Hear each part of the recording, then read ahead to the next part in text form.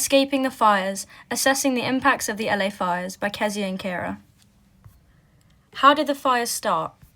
The fires initially began on the 7th of January, with the cause of the fire thought to be due to the reignition of fireworks left over from New Year's Eve.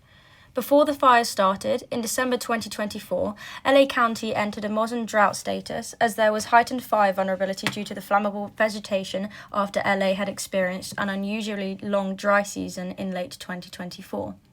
There were forecasted winds of up to 100 miles per hour, and the National Weather Service warned that LA may experience widespread power outages, with the Chief of Office saying that it would be the region's most destructive windstorm seen since 2011. Prior to the fires in January, the budget for the LA Fire Department was reduced by $17.6 million. The LA Fire Chief stated that the reduction in economic support had severely limited the department's capacity to prepare for, train for, and respond to large-scale emergencies. California has strict building codes to ensure the safety of homes and businesses in the presence of a wildfire, but some buildings did not comply with these codes as they were built in the 1950s and 60s. This meant that the buildings burned very easily and quickly, which was shown by the rapid spread of the fire in only a few days.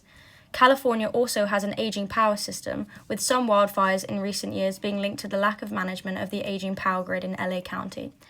There were 14 fires in total, with the worst being the Palisades and Eaton fires, with the latter being the most destructive fire in LA history.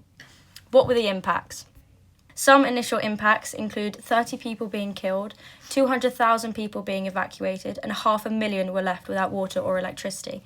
The dense population of LA contributed to the significance of the impacts, as more buildings were easily damaged by fire because of the close proximity of them. Some environmental impacts include carcinogens being released into the air due to the burning of toxic materials, which release volatile organic compounds. A specifically damaging particulate is PM2.5, that during the LA fires, around 2.5 million people were exposed to over 50 micrograms per meter cubed, with the World Health Organization guideline being 5 micrograms per meter cubed.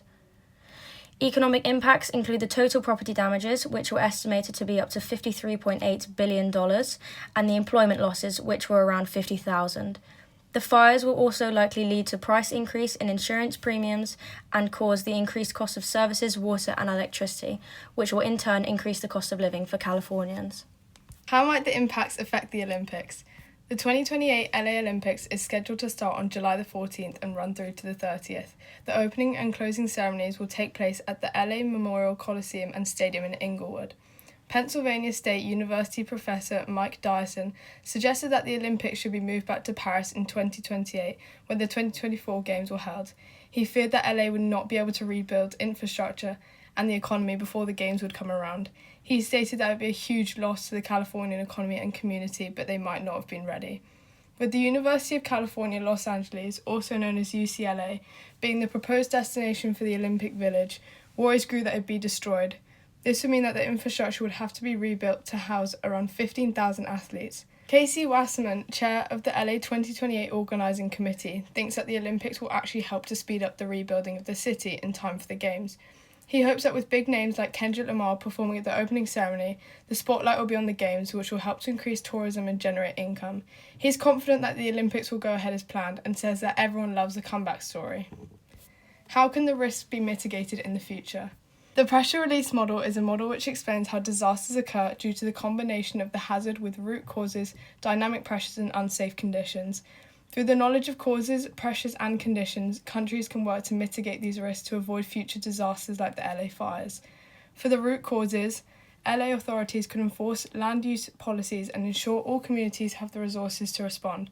This would be the first step to help mitigate the risk of the hazard occurring again. Dynamic pressure mitigation can include improving public awareness of fire prevention and developing infrastructure to be fire resistant. Mitigating unsafe conditions is arguably the most important factor in reducing the risks and impacts of disasters.